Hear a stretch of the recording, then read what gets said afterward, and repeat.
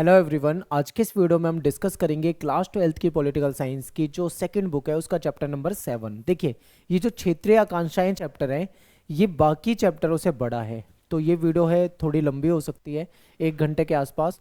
तो बहुत ध्यान से देखना है क्योंकि कई सारे टॉपिक है जो आपको अच्छे से समझते हुए चलना है। ठीक है, तो चलिए स्टार्ट करते हैं, देखते हैं। सिलेबस को देखिए एक बार ध्यान से। आपका जो 2024-25 का सिलेबस है, ठीक है, लेटेस्ट सिलेबस जो है, आपको ये सारे के सारे टॉपिक उसके अंतर्गत पढ़ने हैं। तो एक बार ये टॉपिक देख लो, ये सारे टॉपिक जो है इसमें कवर हो जाएंगे। और नोट्स आपके जो हैं वो आपको वेबसाइट पे मिल जाएंगे eklavyastudypoint.com। और इसकी पीडीएफ, जो लेक्चर की पीडीएफ है, वो तो आपको टेलीग्राम पे भी मिल जाएगी, वेबसाइट पे भी मिल जाएगी। इसके अलावा वेबसाइट पे आपको इंपॉर्टेंट क्वेश्चन, ठीक है, chapter wise MCQ, important question वगैरह सब कुछ हमारी वेबसाइट पे मिल जाएगा। तो इसके लिए आपको गूगल पे जाके eklavyastudypoint.com सर्च करना है। तो चलिए स्टार्ट करते हैं वीडियो को, देखते हैं। सबसे पहला टॉपिक, भारत सरकार का नज़रिया। देखिए क्या था कि 1980 का जो दशक है ना, इसको स्वायत्तता के दशक के रूप में देखते हैं, क्योंकि अलग अलग राज्यों से अलग अलग तरह की डिमांड आ रही थी, मांगे हो रही थी। ठीक है, जो स्वायत्तता या विशेष अधिकार की मांग कर रहे थे, तो ज़्यादातर ये देखने को मिला। तो इसीलिए 1980 का दशक, यानी 1980 से लेके 1990, इन 10 साल के बीच में बहुत सारी ऐसी घटनाएं हुई हैं जो कि इस चैप्टर में हमको पढ़नी है, जिसमें कहीं ना कहीं स्वायत्तता की डिमांड की गई थी। तो ये इंपॉर्टेंट है कि 1980 के दशक को किस नाम से जाना जाता है, तो आप क्या बोलोगे? स्वायत्तता के दशक के नाम से जाना जाता है। ठीक है, सिंपल। आगे चलते हैं।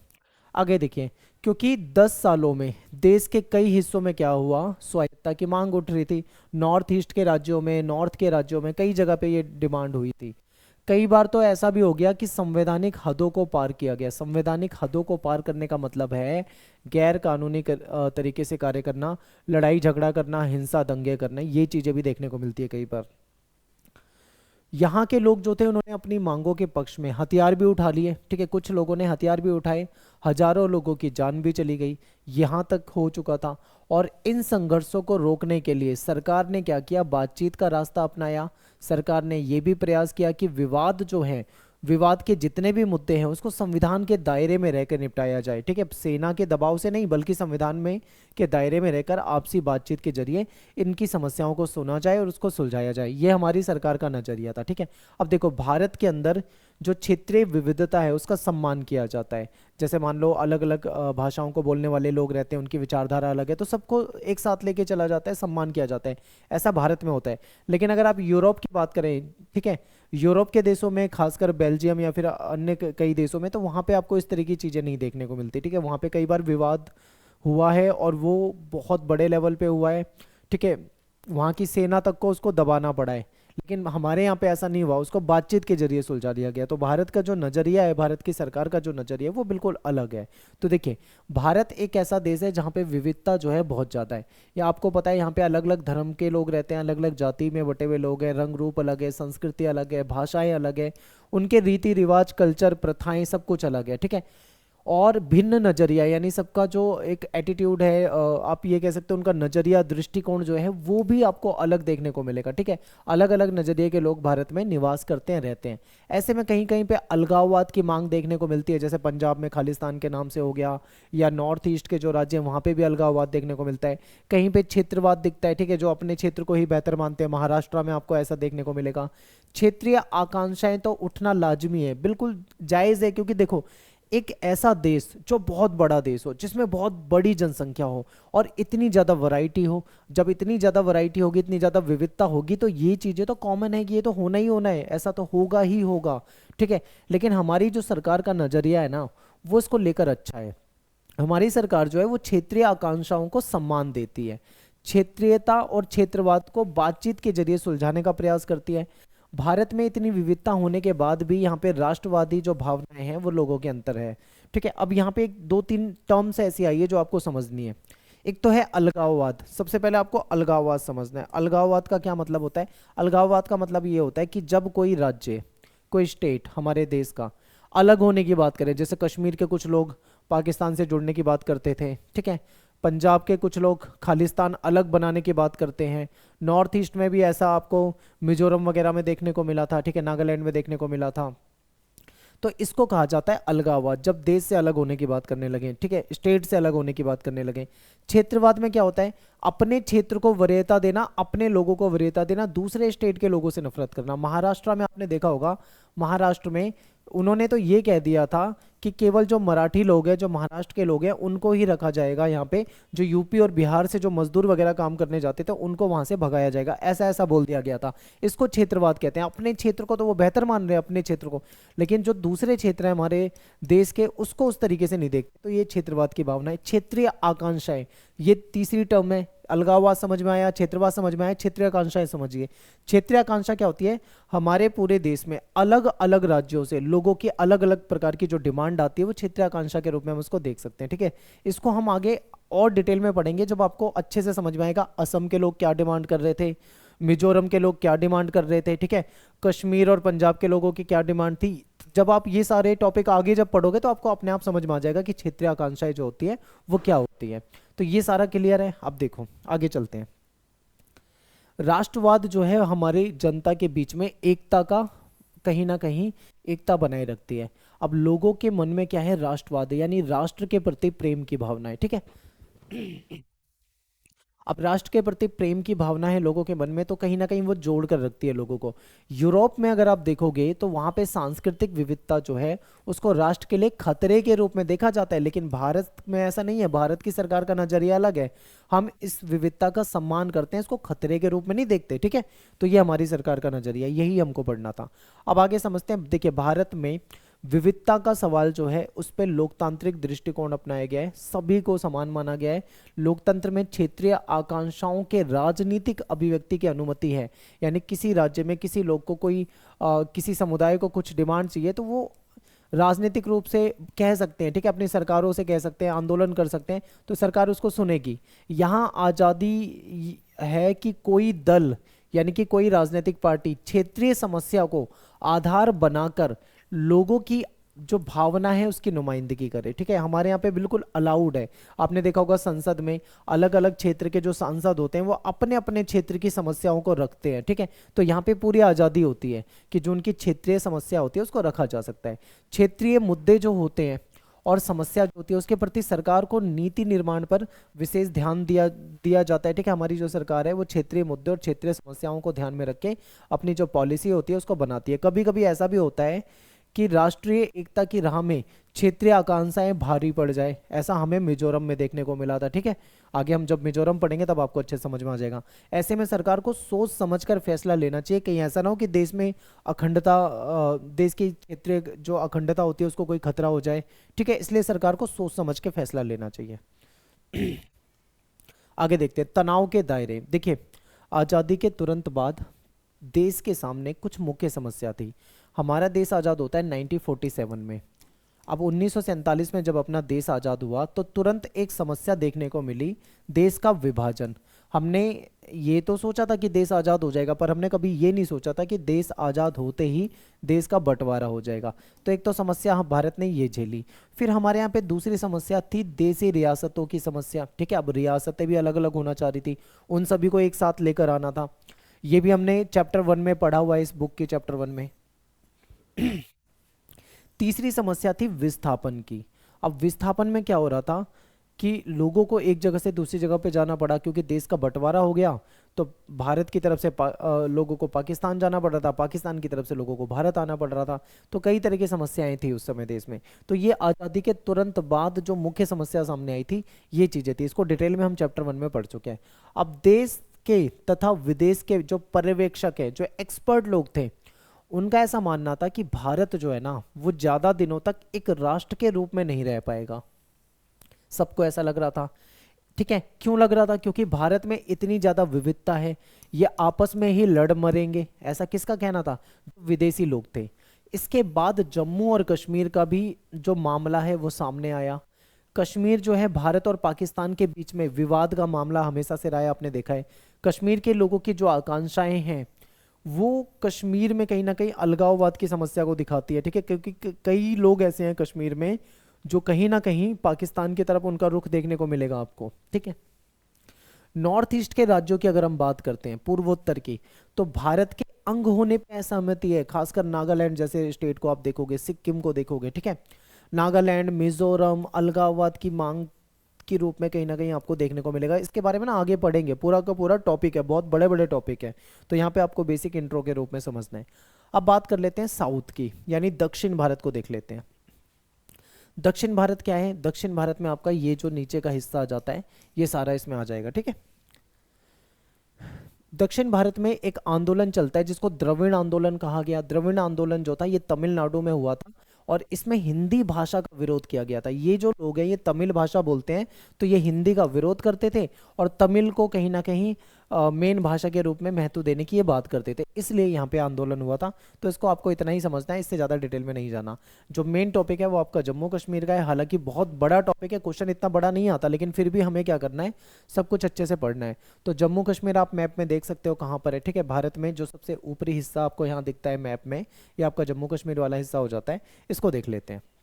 देखिए जम्मू कश्मीर को डिटेल में समझना। जम्मू कश्मीर जो है, यहाँ पे हिंसा बहुत हुई और हजारों लोगों की यहाँ पे जान गई है, बहुत सारे परिवार यहाँ से विस्थापित हुए हैं। जम्मू और कश्मीर में 3 राजनीतिक और सामाजिक क्षेत्र थे, एक है जम्मू, एक है कश्मीर और एक है लद्दाख, ठीक है।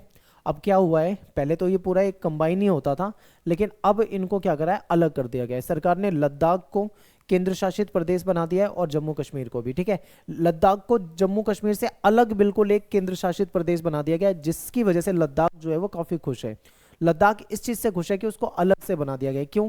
क्योंकि हमेशा जम्मू कश्मीर की बात जब भी होती थी तो कश्मीर को ज्यादा वेटेज मिलती थी, ठीक है, लद्दाख को बिल्कुल भी वेटेज नहीं मिलती थी, इसलिए लद्दाख बिल्कुल ही अलग हो गया है। अब जम्मू कश्मीर जो है ये अभी एक साथ है, ठीक है, लेकिन केंद्र शासित प्रदेश बना दिए गए हैं। ये विधानसभा वाला केंद्र शासित प्रदेश है, ठीक है। आगे देखिए, कश्मीर की अगर हम डेमोग्राफी को देखें तो कश्मीर में आपको हिंदू, मुस्लिम और सिख, ठीक है, तीनों तरह के लोग जो हैं वो आपको देखने को मिलते हैं, तीनों समुदाय आपको देखने को मिलते हैं। लद्दाख की बात करें तो यहाँ पे बौद्ध रहते हैं और मुस्लिम रहते हैं, ठीक है। कश्मीर की समस्या को समझते हैं कि कश्मीर की समस्या क्या है, तो कश्मीर की समस्या की जड़ें देख लेते हैं। देखिए 1947 से पहले जम्मू कश्मीर जो था एक रियासत होता था, और यहाँ पे जो शासक था वो हिंदू शासक था, हरी सिंह उसका नाम होता था, और ये हिंदू शासक था। जब हरी सिंह जो थे वो भारत में शामिल नहीं होना चाहते थे, वो अपनी जो रियासत है उसको स्वतंत्र रखना चाहते थे, आज़ाद रखना चाहते थे, ठीक है। और पाकिस्तान को ऐसा लगता था कि ज़्यादा आबादी जो है यहाँ की वो मुस्लिम है, यानी यहाँ पे मुस्लिम ज़्यादा रहते हैं, तो इसलिए जम्मू और कश्मीर जो है वो पाकिस्तान में शामिल हो जाना चाहिए। और यहाँ के लोग जो थे वो खुद को सबसे पहले मानते हैं कश्मीरी, ठीक है, ये अपने आप को कश्मीरी में मानते हैं। इसका मतलब क्या है, ये कहीं ना कहीं क्षेत्रवाद वाली चीज़ें आ जाती है, ठीक है।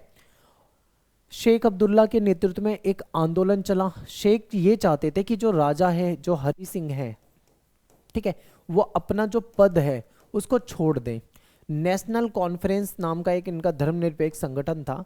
नेशनल कॉन्फ्रेंस का कांग्रेस के साथ गठबंधन होता था, ठीक है। और नेहरू और शेख जो होते हैं, शेख अब्दुल्ला, ये दोनों मित्र होते थे एक समय में। अक्टूबर 1947 में क्या होता है, पाकिस्तान ने घुसपैठियों को कश्मीर में भेजा कब्जा करने के लिए, क्योंकि पाकिस्तान को ऐसा लग रहा था कि वहाँ की जो ज़्यादातर आबादी है कश्मीर की वो मुस्लिम है, तो वो उनको सपोर्ट करेगी, उनके साथ रहेगी, ठीक है। अब कश्मीर के महाराजा ने जब देखा कि भाई पाकिस्तान की तरफ से ये हो रहा है, तो उन्होंने भारत की जो सेना थी उनसे मदद मांगी, ठीक है, मजबूर हो गए मदद मांगने के लिए। भारतीय सेना ने क्या करा, उनको तुरंत मदद दे दी। भारत सरकार ने महाराजा से विलय पत्र, यानी जो इंस्ट्रूमेंट ऑफ एक्सेशन था, उस पर सिग्नेचर करा लिए। पाकिस्तान ने कश्मीर के एक बड़े हिस्से में कब्जा कर लिया, जो पाकिस्तान में चला गया, ठीक है, जिसको क्या कहा जाता है, पीओके, यानी पाक अधिकृत कश्मीर कहा जाता है। अब ये मामला जो था ये संयुक्त राष्ट्र संघ यानी कि यूएनओ में भी चला गया। हालांकि ये नेहरू जी की गलती थी, क्योंकि उस समय जो युद्ध हो गया था भारत और पाकिस्तान के बीच में, तो भारत तो उसे जीतना ही था।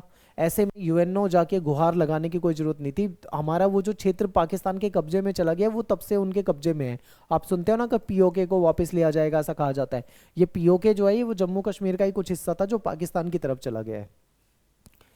21 अप्रैल 1948 को जो यूएनओ है, संयुक्त राष्ट्र संघ है, उसका प्रस्ताव आया।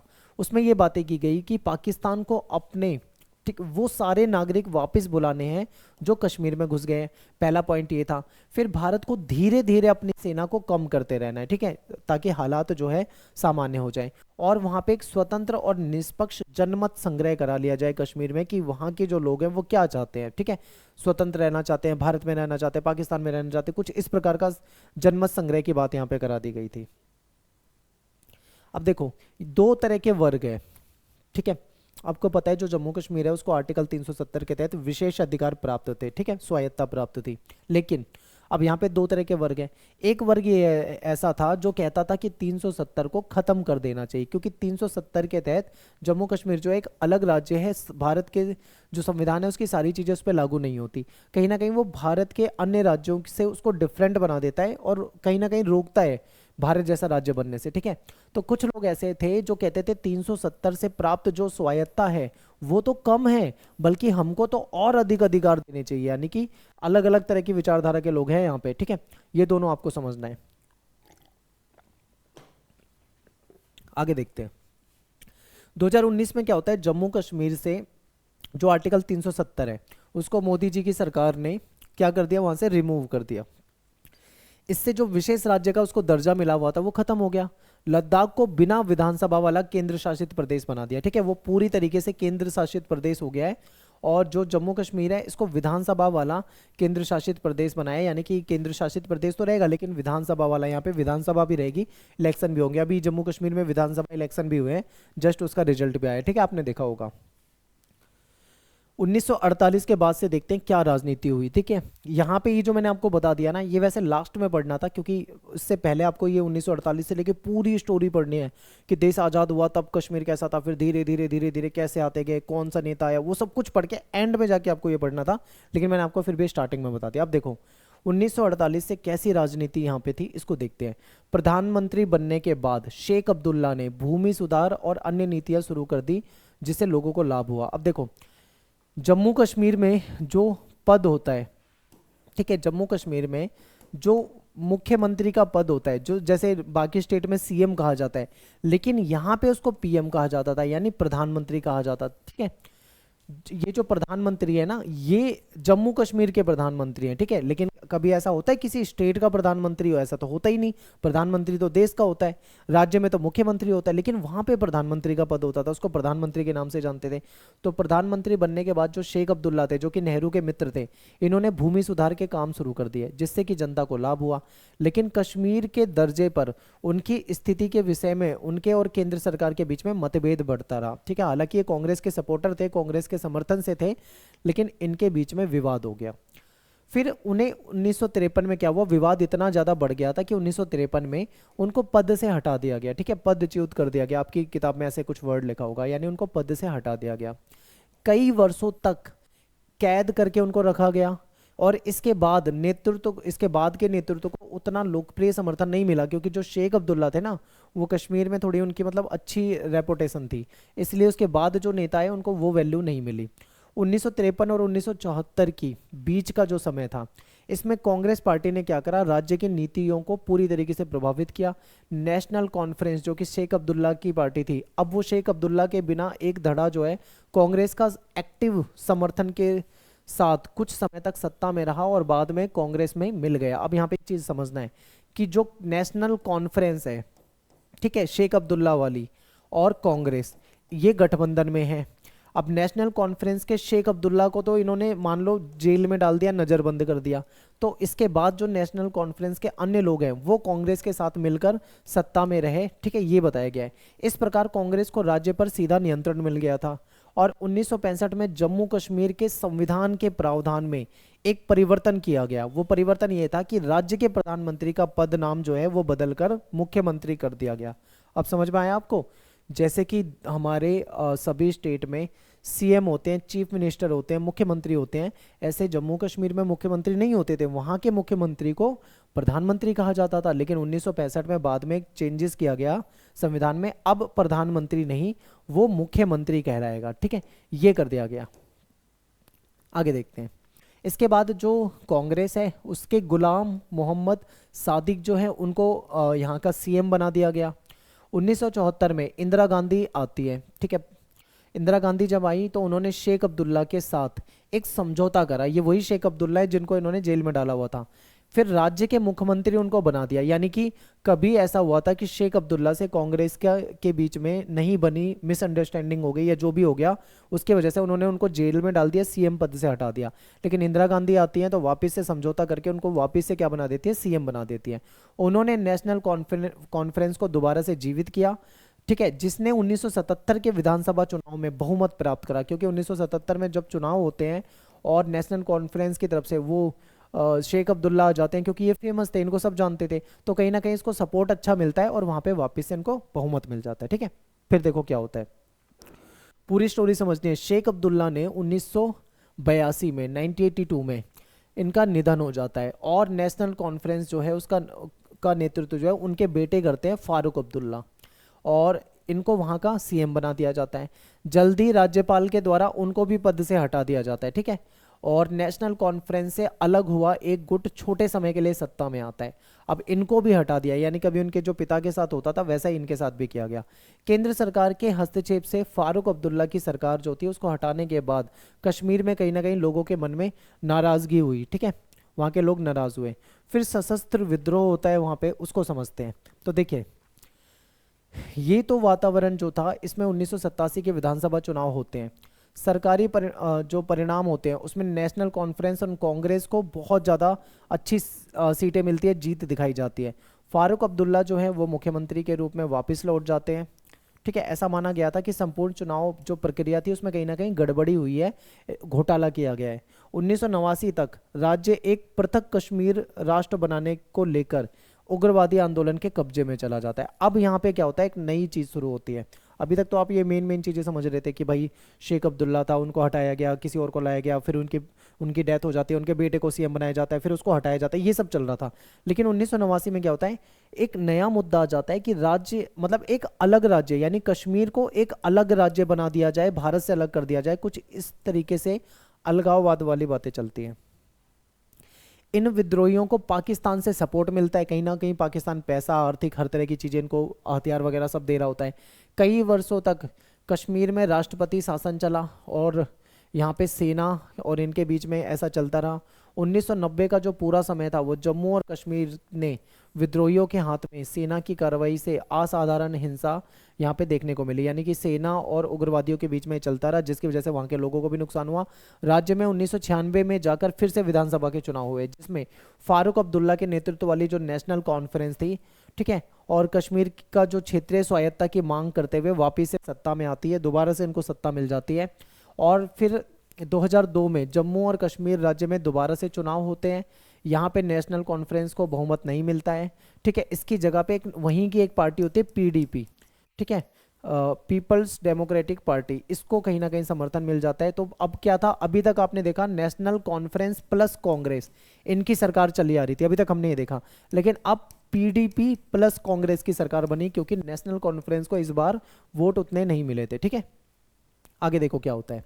2002 और इसके बाद फिर गठबंधन के समझौते के अनुसार मुफ्ती मोहम्मद जो थे वो पहले 3 साल के लिए सीएम बना दिए जाते हैं, जिनके बाद भारतीय राष्ट्रीय कांग्रेस के गुलाम नबी आजाद जो थे वो सीएम बनते हैं। यानी इनके बीच में एक समझौता होता है कि पीडीपी का जो सीएम होगा, ठीक है, वो 3 साल के लिए होगा शुरू में, और बाद में जो होगा सीएम वो कांग्रेस का होगा, 2 साल के लिए होगा।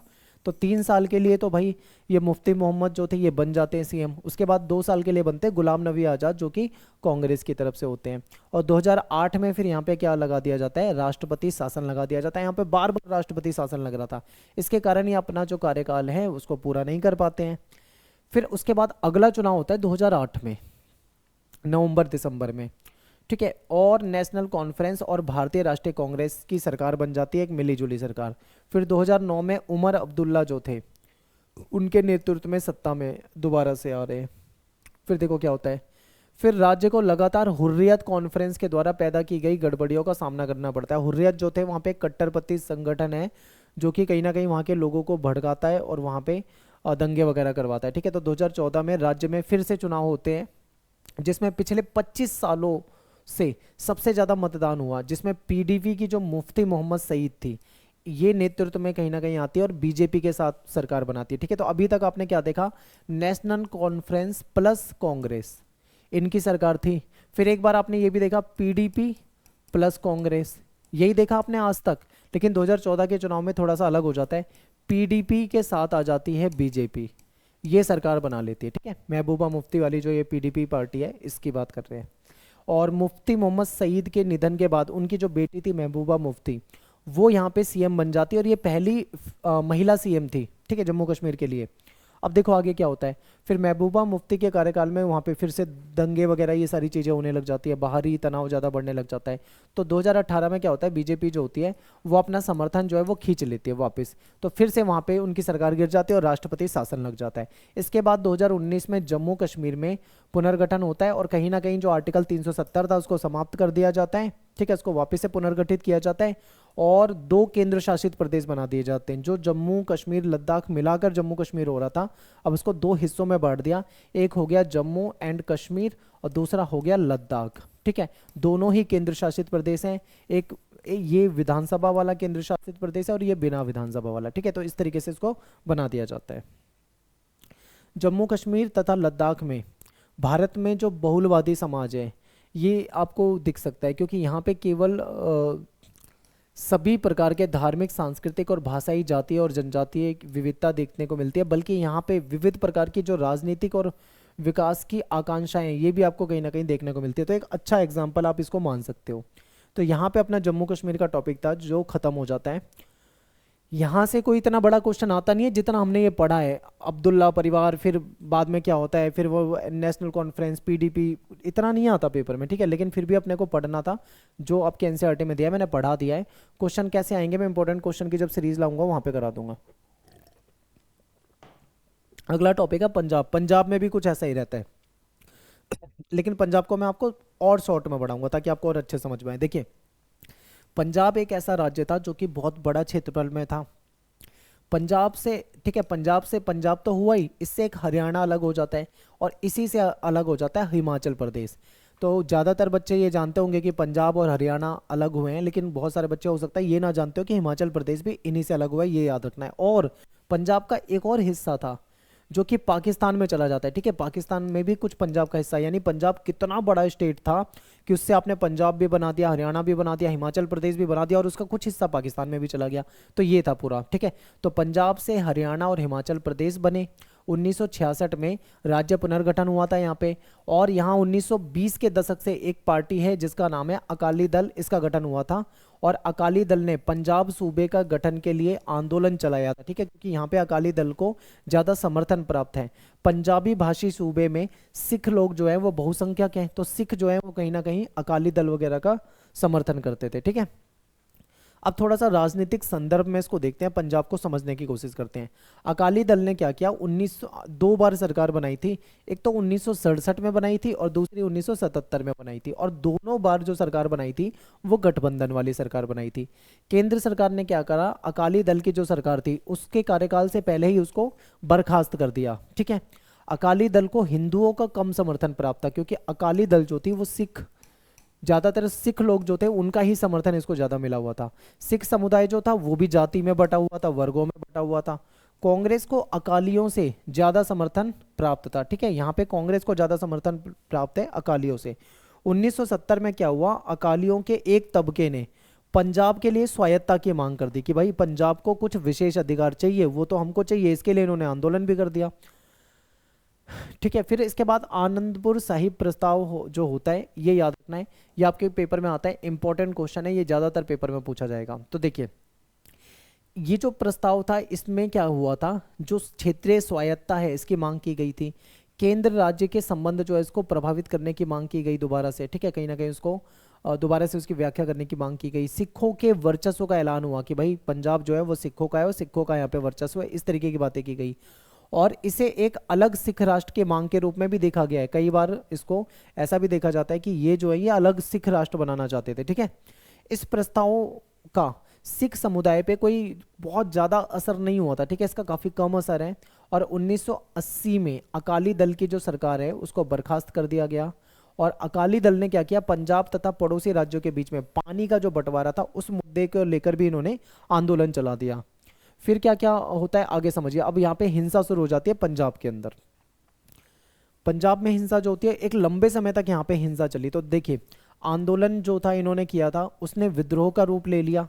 उग्रवादियों ने क्या करा, अमृतसर का जो स्वर्ण मंदिर है, गोल्डन टेम्पल जो है, उसको अपना मुख्यालय बना दिया। गोल्डन टेम्पल को पूरी तरीके से हथियारों से भर दिया था, यानी इन्होंने इस मंदिर को एक हथियार बंद किले के रूप में तब्दील कर दिया था। सरकार ने क्या करा, जून 1984 में ऑपरेशन ब्लू स्टार चला दिया। उस समय में इंदिरा गांधी की सरकार थी।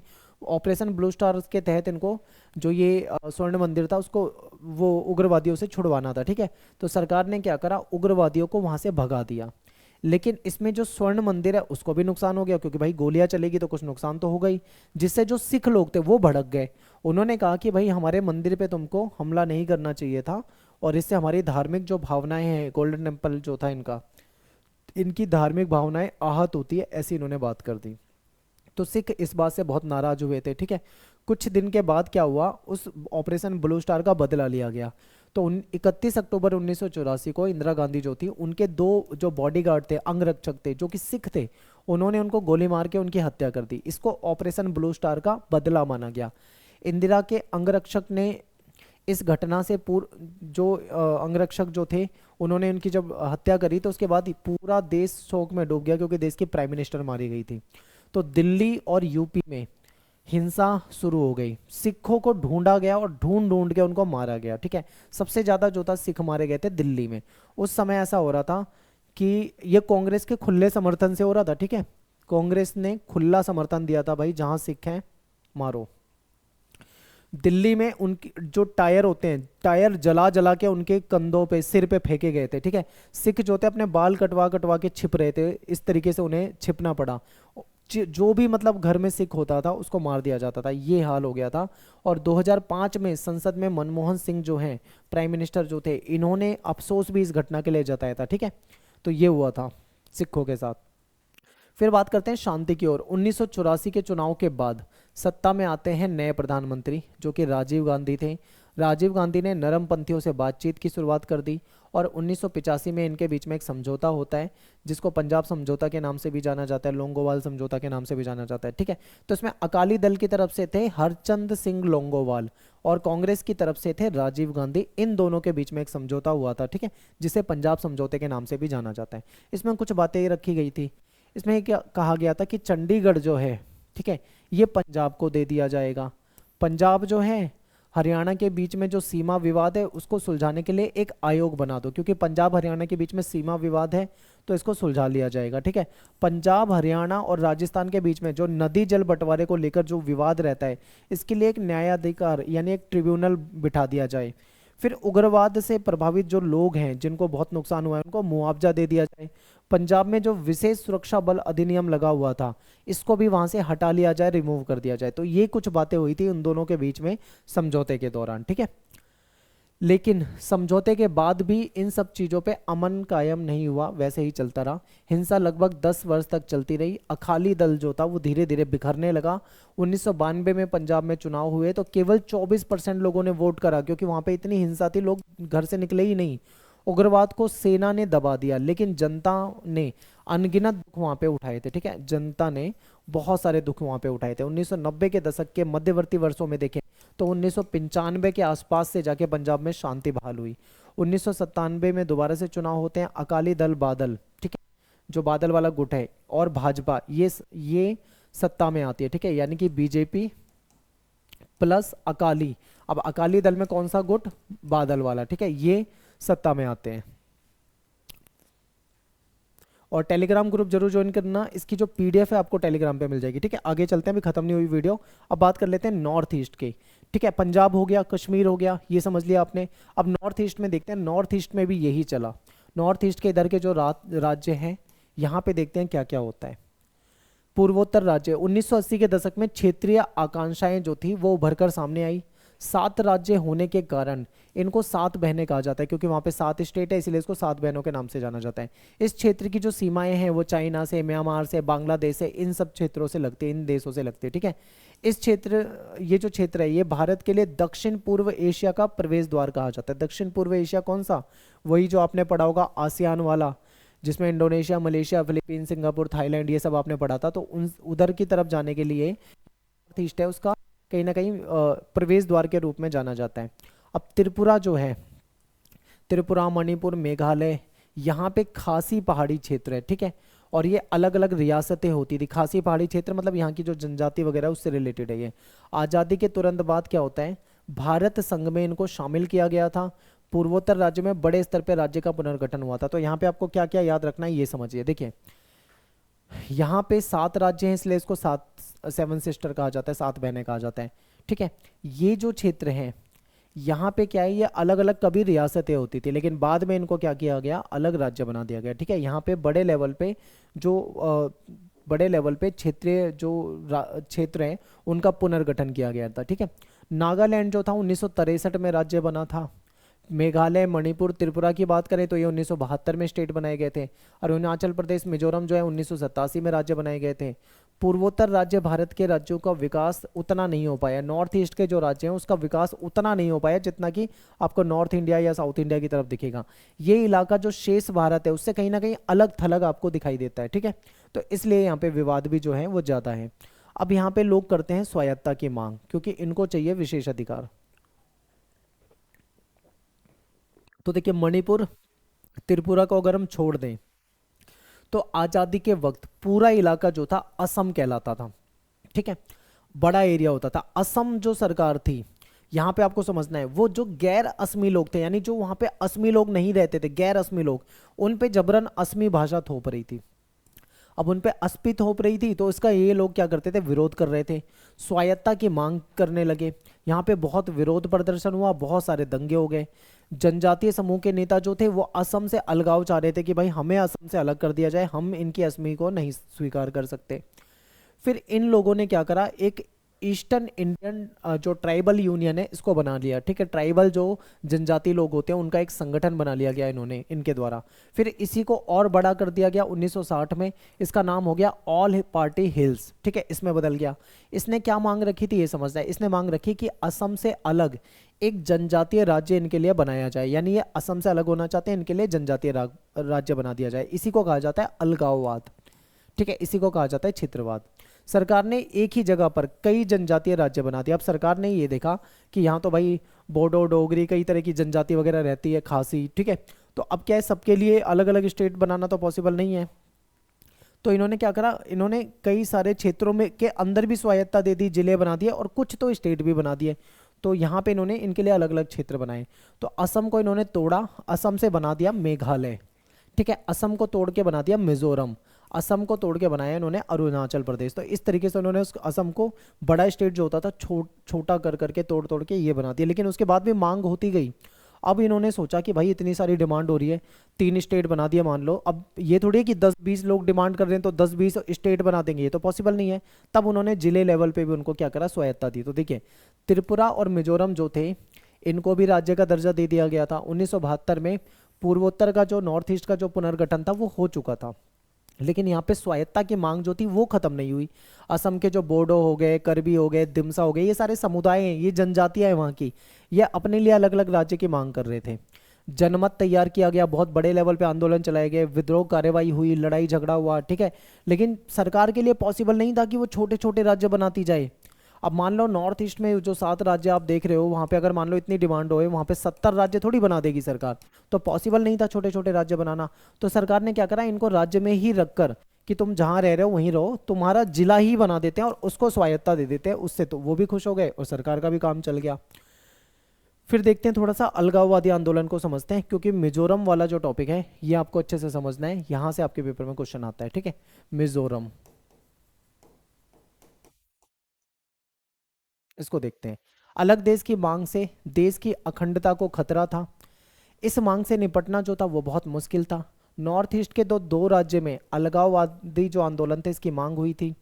मिजो पर्वतीय क्षेत्र जो था उसको असम के अंदर एक स्वायत्त जिला बना दिया गया था, ठीक है। मिजो लोग जो थे कुछ ऐसा मानते थे कि वो तो कभी भी अंग्रेजों के गुलाम नहीं रहे, ब्रिटिश इंडिया के पार्ट नहीं रहे, तो इसलिए भारत में क्यों उनको शामिल कर लिया गया, ठीक है। उनका भारत से कोई लेना देना नहीं है, ऐसा ये लोग माना करते थे। फिर 1959 में क्या होता है, मिजो पर्वतीय इलाका जो होता है यहाँ पे अकाल पड़ जाता है, बहुत सूखा पड़ जाता है। असम की सरकार जो है वो मैनेजमेंट नहीं कर पाती, इनकी मदद नहीं कर पाती अच्छे से। जनता बहुत ज़्यादा नाराज हो जाती है, जनता ने अलगाववाद की मांग कर दी कि भाई हम तो असम से अलग होना चाह रहे हैं। मिजो लोगों ने गुस्से में आकर लाल डेंगा जो यहाँ के नेता थे उनके साथ एक मिजो नेशनल फ्रंट बना लिया, ठीक है। तो ये याद रखना, मिजो नेशनल फ्रंट जो है, ठीक है, वो किससे रिलेटेड है, लाल डेंगा से रिलेटेड है, ठीक है। ये इनके नेता थे। अब मिजो नेशनल फ्रंट बन गया। 1966 में मिजो नेशनल फ्रंट जो था इसने आज़ादी की मांग करते हुए आंदोलन शुरू कर दिया, सशस्त्र विद्रोह शुरू कर दिया, लड़ाई झगड़ा शुरू हो गया। फिर भारतीय सेना और मिजो विद्रोह चलता रहा, ठीक है। तो ये लगा लो कम से कम 20 साल तक ये चला, यानी कि 2 दशक तक भारत की सेना और मिजो के जो विद्रोही थे उनके बीच में विवाद चलता रहा। मिजो नेशनल फ्रंट ने गुरिल्ला युद्ध अपना लिया। अब गुरिल्ला युद्ध क्या होता है ये समझिए, ये युद्ध की एक तकनीक होती है।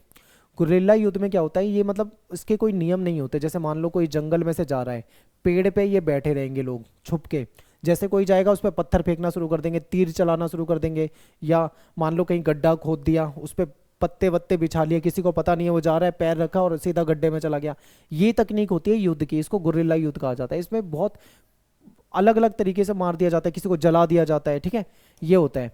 तो भारतीय सेना ने भी कार्रवाई करी। मिजो नेशनल फ्रंट को पाकिस्तान का सपोर्ट मिल रहा था, क्योंकि लाल डेंगा जो थे पाकिस्तान में जाके बैठ गए थे, पाकिस्तान को तो मजे आ रहे थे भाई नुकसान पहुंचाने में, तो पाकिस्तान इनको सपोर्ट कर रहा था। फिर पूर्वी पाकिस्तान में मिजो विद्रोहियों ने अपना ठिकाना बनाया। पूर्वी पाकिस्तान कौन सा, बांग्लादेश वाला, ठीक है। भारतीय सेना की जवाबी कार्रवाई में आम जनता को भी अब नुकसान उठाना पड़ा, वो तो होना ही था। 20 साल तक ऐसी बगावत चलती रही, दोनों पक्षों को नुकसान हुआ बहुत ज़्यादा। अब ऐसे में दोनों ने ये चीज़ समझ ली थी, भांप ली थी कि ऐसे नुकसान तो होता ही रहेगा। फिर पाकिस्तान में जो लाल डेंगा रह रहे थे वो आए भारत, उन्होंने हमारी सरकार से शुरू करी बातचीत। राजीव गांधी थे उस समय में, ठीक है। तो राजीव गांधी और लाल डेंगा के बीच में 1986 में एक होता है शांति समझौता, और इस समझौते के अंदर ये मान लिया जाता है कि मिजोरम को हम क्या करेंगे, अलग बना देंगे। तो इस तरीके से असम से एक और स्टेट हट जाता है मिजोरम, जो एक अलग राज्य बना दिया जाता है। और उसके बाद से, ठीक है, उसके बाद से ये जो मिजो नेशनल फ्रंट है इसने अलगाववादी आंदोलन जो छोड़ दिया, लाल डेंगा को वहाँ का सीएम बना दिया गया, समझौता हो जाता है कि भाई सब ठीक रहेगा, और उसके बाद ये शांतिपूर्ण राज्य बन जाता है। कला साहित्य विकास हर क्षेत्र में ये काफ़ी तरक्की कर रहा है। तो ये जो मिजोरम की समस्या थी इसको तो सुलझा लिया गया। फिर है नागालैंड। नागालैंड की समस्या को अभी भी नहीं सुलझाया गया है। तो नागालैंड में देखो क्या समस्या है, नागालैंड का अलगाववादी आंदोलन जो है वो ज़्यादा पुराना है, और अभी इसका मिजोरम की तरह से एक अच्छा हल नहीं निकला है। यहाँ के नेता हैं अंगमी जापू फिजो, नाम याद रखना, अंगमी जापी फिजो। इनके नेतृत्व में लोगों ने, एक तबके ने, लोगों के एक गुट ने 1951 में भारत से आज़ाद होने की घोषणा कर दी, यानी भारत से अपने आप को अलग करने की घोषणा कर दी। फिजो से बातचीत का प्रस्ताव हुआ, लेकिन इन्होंने बातचीत का प्रस्ताव ठुकराया। हिंसक विद्रोह हुआ, और बाद में नगा लोगों ने, इनका एक जो तबका था, एक समूह था, भारत सरकार के साथ एक समझौते पर दस्तखत किए, ठीक है। लेकिन अन्य विद्रोही जो थे वो इस समझौते को नहीं मानते हैं। नागालैंड की समस्या का समाधान आज तक नहीं हो पाया, ये चलता रहता है वहाँ पे, ठीक है। इसके बाद है एक टॉपिक असम, यानी बाहरी लोगों का के खिलाफ एक आंदोलन चलता है असम के अंदर, ये समझ लीजिए। देखिए बाहरी लोगों के खिलाफ आंदोलन होता है, क्यों, क्योंकि नॉर्थ ईस्ट में बड़े लेवल पे आप्रवासी बसे हुए हैं। जब बांग्लादेश संकट हुआ था तो 80 लाख शरणार्थी जो थे ये नॉर्थ ईस्ट में आ गए थे, ठीक है। इसकी वजह से एक खास समस्या पैदा हुई। स्थानीय जनता जो थी इनको बाहरी मानती है, वो कहती है भाई ये बाहरी हैं, इनके मन में उनके प्रति बहुत गुस्सा रहता है कि भाई इनको भगाया जाए यहाँ से। अन्य देशों से जो आए लोग हैं यहाँ की जनता के रोजगार के अवसर खा रहे हैं, इनके कहीं ना कहीं संसाधनों को नुकसान पहुँचा रहे हैं, ठीक है। स्थानीय लोग जो हैं वो बाहर से आए लोगों के बारे में बिल्कुल भी मतलब नहीं उनको पसंद करते, वो कहते हैं कि ये लोग हमारे ज़मीन और हमारे संसाधन को हथिया रहे हैं। जो नॉर्थ ईस्ट के राज्य के मसले हैं इसने कहीं ना कहीं राजनीतिक रंग ले लिया, ठीक है। और इन बातों के कारण यहाँ पे खूब हिंसक लड़ाई झगड़े हुए। असमी लोगों को ये संदेह था कि बांग्लादेश से आकर एक बड़ी मुस्लिम आबादी है जो कि असम में बसी हुई है, और असम के संसाधनों को और इनके रोजगार को वहाँ से ख़त्म कर रही है, ठीक है। इन्होंने कहा कि ये जो बाहर से आए हुए लोग हैं इनको पहचान की जाए और इनको भगा दिया जाए, वरना हम क्या होंगे, यहाँ पे अल्पसंख्यक हो जाएंगे।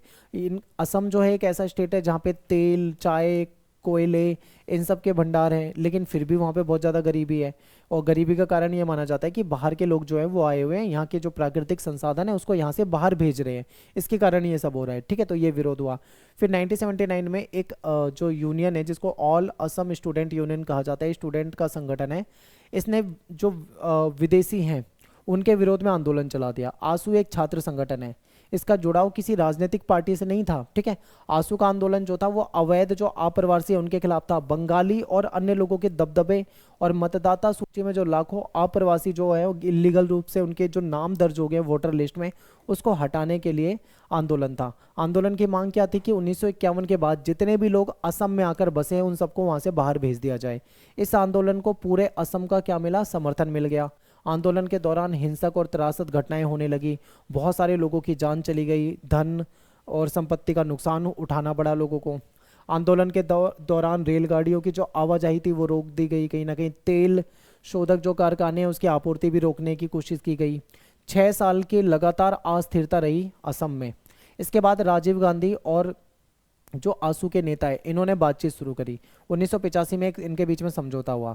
समझौते के अंतर्गत ये तय किया गया कि जो लोग बांग्लादेश युद्ध, ठीक है यहाँ पे टाइपिंग की मिस्टेक है, जो लोग बांग्लादेश युद्ध के दौरान या उसके बाद के सालों में असम आए हुए हैं उन सबको पहचाना जाए और उनको वापस भेजा जाए।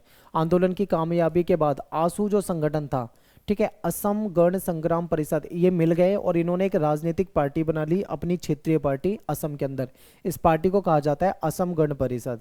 और इसने चुनाव लड़ा, जीती, वहाँ पे सत्ता में भी आ गई है।